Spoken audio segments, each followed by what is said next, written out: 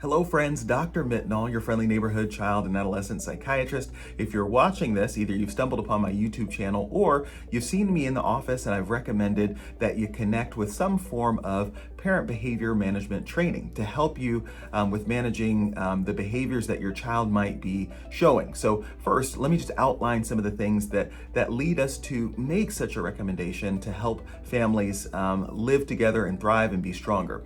One, we can sometimes see kids who are just being really defiant or oppositional, meaning that they're really pushing back on a lot of things and often kind of authority figures. And so there are a couple of features that lead us to make such a recommendation that kids might benefit from some extra intervention and focus and time. One of those things is it constant, right? Does every day or most days of the week feel like a battle in this emotional realm, and that your child is having a difficulty kind of doing that? Has it lasted for at least 6 months? So for half of the year, has this been kind of the way that life has been, or the way that your child has been expressing themselves within the family? Is it excessive compared to what you would usually expect for a kid's developmental age, or teenager's developmental age for that matter? Is it disruptive to the family? So, or is it really disruptive at school, such that he's getting or she's getting special attention because of the behaviors that other people around them are seeing? And often these behaviors, if you're watching this, are directed towards authority figures. So that might be a parent, that might be a principal, that could be a teacher, that could be a coach, right? So it could be, again, these behaviors being directed towards any of those people. So what are some of the behaviors that we see, or that the kids show us to let us know these are kids who would benefit from some extra intervention? Those things may be frequent temper tantrums, right? Over big or small things, maybe excessive arguments with adults over all kinds of things, actively refusing to comply with whatever it is that you're offering. So encouraging them to brush their teeth, go to the shower, pick up their toys. These are kids who are often questioning the rules, even if they have siblings who you tend to think what the boundaries are, but they also tend to be kids who are kind of pushing back really hard at doing that, maybe being deliberately annoying to others and upsetting other people. Again, that could be at school or in the home setting. Maybe they're often kind of touchy and annoyed at other people. So often it's not uncommon to hear them kind of calling out, classmates. And then on further review or getting information from the teacher, you realize, actually, maybe my child was instigating some of that, or certainly making it worse due to their behaviors.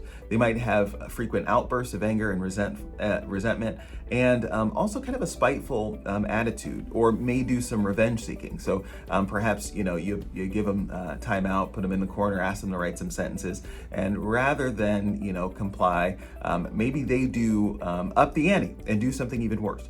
So all of those things to us often kind of signal, all right, here are kids that could benefit from some additional support. Now, if you're watching this and you haven't seen a child and adolescent psychiatrist or a psychologist, it can be really helpful to have them evaluated, just to be sure that there aren't other things going on as well.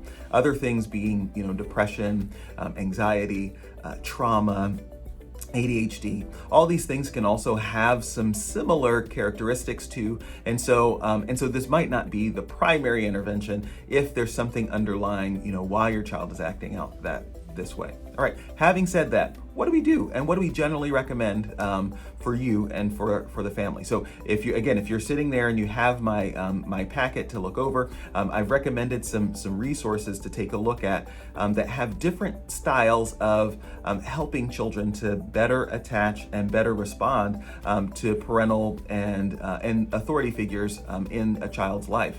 And so that comes in a couple of flavors. So sometimes it's coaching the parent, so working with someone who's trained and skilled to work with both parents in the home to help them to learn and improve their skills and ability to kind of navigate the situation and help to bring a little bit more peace. There might be one of the other ways that this can look is sometimes doing family work all together. So that would include your child along with the caregivers as part of the mix. Sometimes there are types of therapies where parents can be monitored interacting with their child, and sometimes we call that parent-child interactive therapy, where maybe you're wearing an earbud and on the other side of the glass or other side of a screen there's a trained therapist who's kind of coaching you through the really tough and difficult moments. So again, these are really strong evidence-based ways for us to help parents to help their kids be more responsive to their environment, because the better that they do both at home and at school, that sets them up to thrive. My friends, I appreciate you watching. Take good care. Don't forget to like, subscribe, and share this to friends who you think might benefit from it.